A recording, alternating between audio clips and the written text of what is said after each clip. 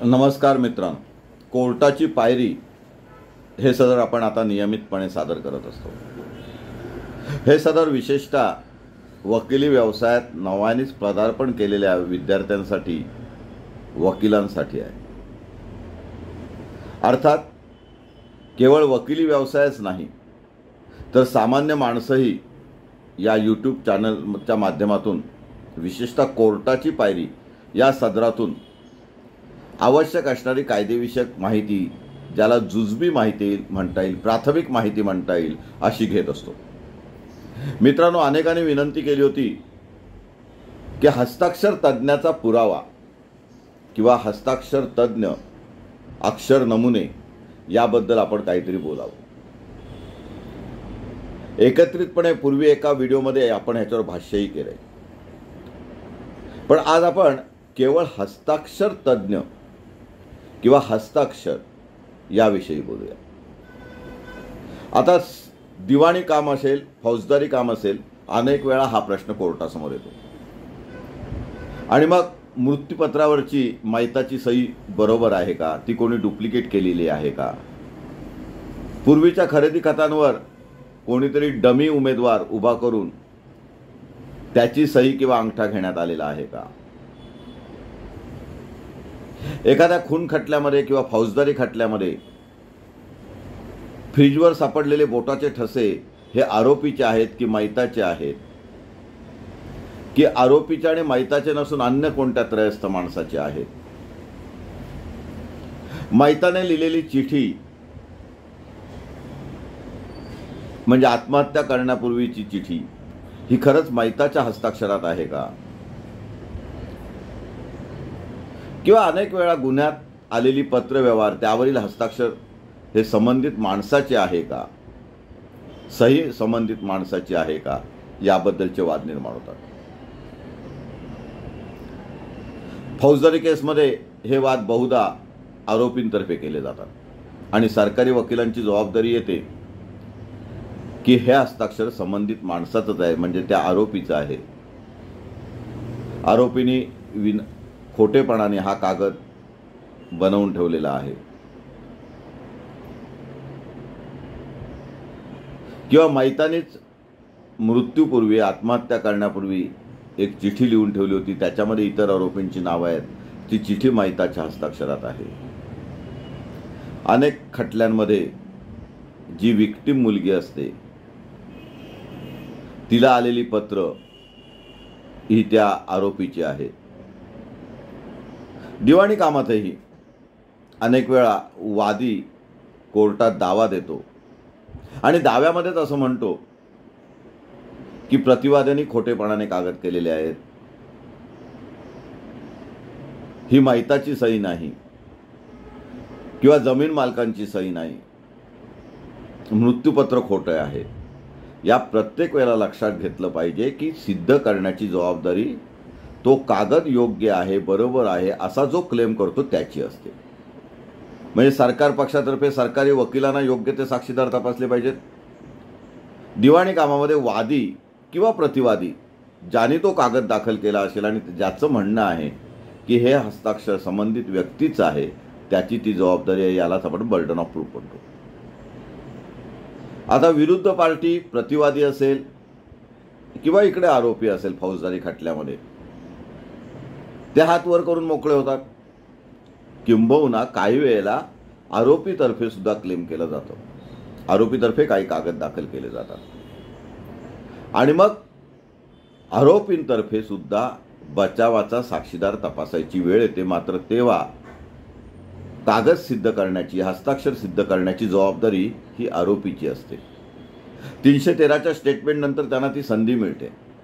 काही वेळेला कोर्ट सुद्धा समन्स काढतं, कोर्टाला जेव्हा योग्य वाटतं तेव्हा 311 CRPC खाली त्यांना ती पॉवर आहे, अधिकार क्षेत्र आहे। खूप कमी वेळा त्याचा वापर होतो, पण होऊ शकतो। बाकी सरकार पक्ष साक्षीदारांच्या यादीमध्ये हस्ताक्षर तज्ज्ञाला समन्स काढण्याची तरतूद करून ठेवत असतो किंवा अगदी हस्ताक्षर तज्ज्ञाचं नाव नसेल तरी ऐन वेळेला जर काही अशा प्रसंग निर्माण झाले तर पुन्हा सरकार पक्षातर्फे विशेष अर्ज देऊन समन्स काढून कोर्टामार्फत तो साक्षीदार तपासला जातो।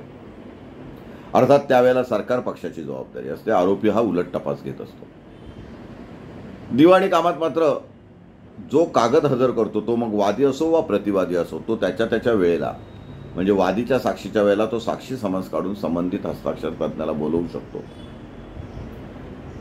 किंवा इतर जे साक्षीदार असतील त्यांना आधी बोलवू शकतो आणि मग ते हस्ताक्षर त्याच व्यक्तीचं आहे हे सिद्ध करण्याचा त्याला प्रयत्न करावा लागतो आणि त्यावेळेला सुद्धा प्रतिवादीतर्फे उलट तपास होतो. त्यामुळे आजचा व्हिडिओ हा आपण प्रतिवादी करताच करतोय, आरोपी करताच करतोय किंवा सरकार पक्षाकरताच करतोय, वादी करताच करतोय असं नाही. तर हा व्हिडिओ किंवा हे मार्गदर्शन, ही चर्चा ही मुक्तपणे आपण एकंदर हस्ताक्षर तज्ज्ञाचा नमुना साक्ष कशी असते किंवा काय त्याच्यात काळजी घ्यावी लागते याबद्दल बोलणार आहोत. उदाहरणार्थ आपण एक थोडं घेऊया. मृत्यूपत्र कोर्टासमोर आले, वादग्रस्त झाले.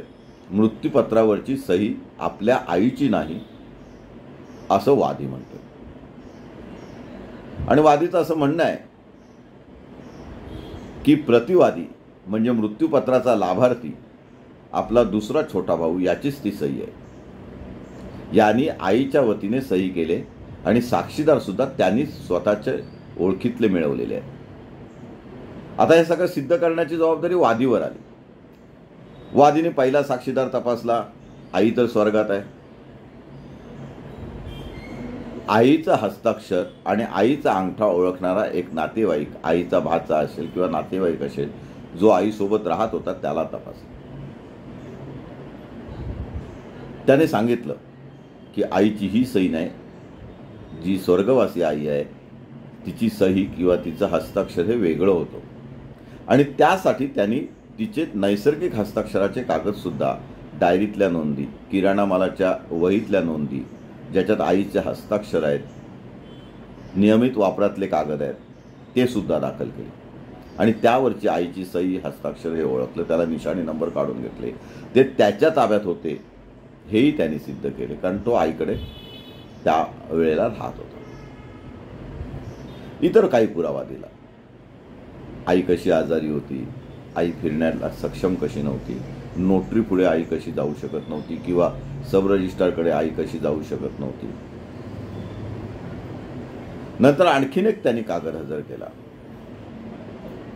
आईचे कुठले तरी बॉन्ड हजर केले, रेशन कार्डवरची आईची सही हजर केली. आता यानंतर वादीनी हस्ताक्षर तज्ज्ञाला तपासलं कारण तो मृत्यूपत्रावरचे साक्षीदार तपासू शकत नव्हता कारण ते तर प्रतिवादीच्या बाजूने बोलणार. कारण त्याचं म्हणणंच असं होतं की प्रतिवादीने ही खोटी सही केली आणि साक्षीदारांनी या खोट्या सह्या जिरवण्यासाठी आपल्या ओळखीच्या मित्राला मदत करण्यासाठी मागावून सह्या केलेल्या आहेत आणि हे मृत्यूपत्र रजिस्टर नाही आहे. आता मृत्यूपत्र रजिस्टर असण्याची कारणच नव्हतं. पण मग हस्ताक्षर तज्ज्ञाला समन्स काढल्यानंतर त्याला आधी वादीनी रिपोर्ट मागवला. त्यासाठी आवश्यक असणारी कागदपत्रांची तयारी केली. आजीचे नियमित हस्ताक्षराचे नमुने, नैसर्गिक हस्ताक्षराचे नमुने त्यांच्या मागणीप्रमाणे पाठवले. त्याबद्दलची प्रतिज्ञापत्र सादर केली, प्रोसिजर पूर्ण केली आणि नंतर डिस्प्युटेड डॉक्युमेंटसुद्धा कोर्टामार्फत पाठवले. आणि मग हस्ताक्षर तज्ज्ञाचा अहवाल आला. त्यामध्ये हस्ताक्षर तज्ज्ञांनी अनेक फोटोग्राफ्स पाठवले, त्यांचे इतर काही शास्त्रीय कागद होते ते पाठवले आणि अंतिम अहवालात दिलं की मृत्यूपत्रावरची सही आणि नैसर्गिक हस्ताक्षरातली सही या वेगवेगळ्या व्यक्तीच्या आहेत. वादीने आणखीन एक समन्स काढून वेगळ्या पद्धतीने प्रतिवादी म्हणजे त्याचा लहान भाऊ याचे नियमित हस्ताक्षराचे नमुने पाठवले. कोर्टातील वकीलपत्रावरची सही पाठवली, कोर्टातील कैफियतीवरची सही पाठवली. हे सगळे नमुने हस्ताक्षर तज्ज्ञाकडे पुन्हा एकदा दुसऱ्या समन्सने काळजी घेऊन त्यांनी पाठवले.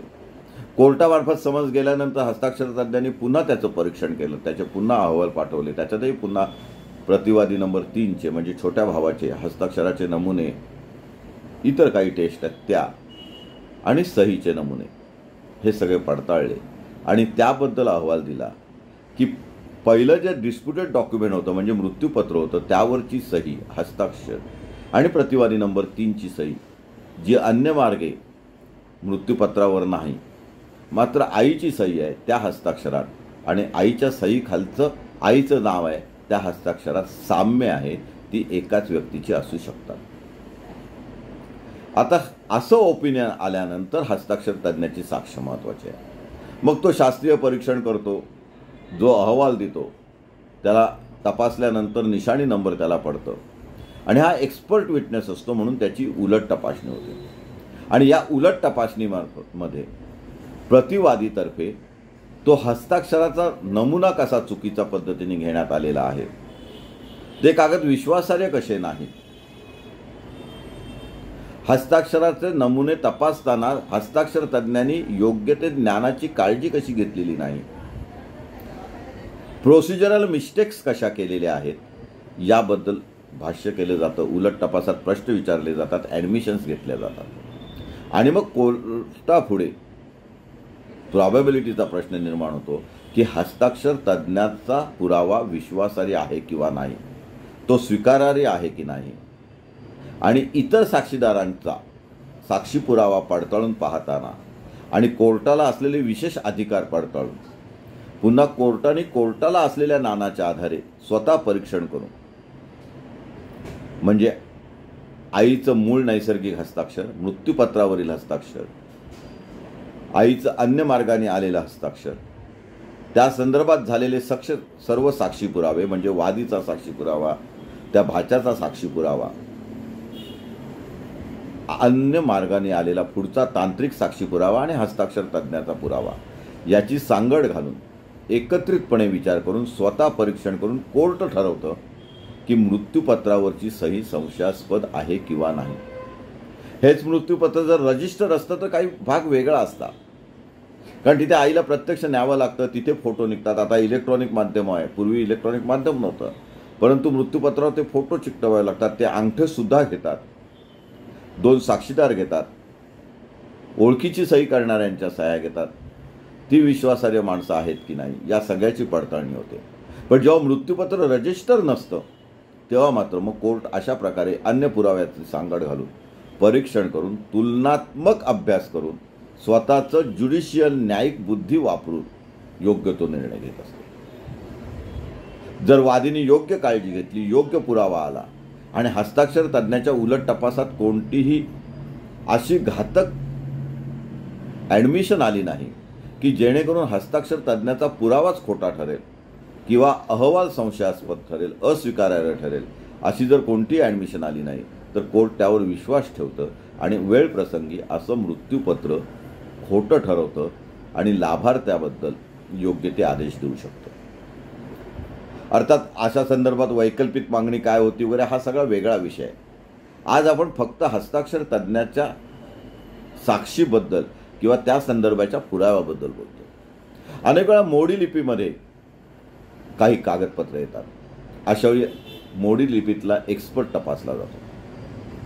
त्याची उलट तपासणी मात्र अत्यंत महत्त्वाची असते. खरंच त्याला त्यातलं नॉलेज आहे का, मोडी लिपीमधली हस्ताक्षरं योग्य आहेत का, त्याची वळणं योग्य आहेत का, त्याचे स्ट्रोक्स कसे आहेत, त्यात स्ट्रोक देण्याची पद्धत कशी आहे, त्याचं पेन कुठल्या दिशेने चालतंय त्या पद्धतीने ते पेन चाललेलं आहे का, नैसर्गिक नमुने योग्य पद्धतीने जप्त झालेले आहेत का, पोलीस केस असेल तर पंचनामे योग्य पद्धतीने झालेले आहेत का, पंचनाम्याच्या वेळी त्याला योग्य प्रकारे पोर्शन मार्क ABCD काय जे असेल, निशाणी नंबर असेल ते योग्य पद्धतीने दिलेले आहे का, ते योग्य पद्धतीने सील बंद करण्यात आलं होतं का, ते नैसर्गिक नमुने जिथून जमवले त्याचे साक्षीदार तपासले का, ज्याच्या कस्टडीमध्ये ते नैसर्गिक नमुने होते त्यांना तपासण्यात आलेले आहे का, त्यांनी काय साक्ष दिली याचा तौलनिक अभ्यास कोर्ट करत असतो. आणि मग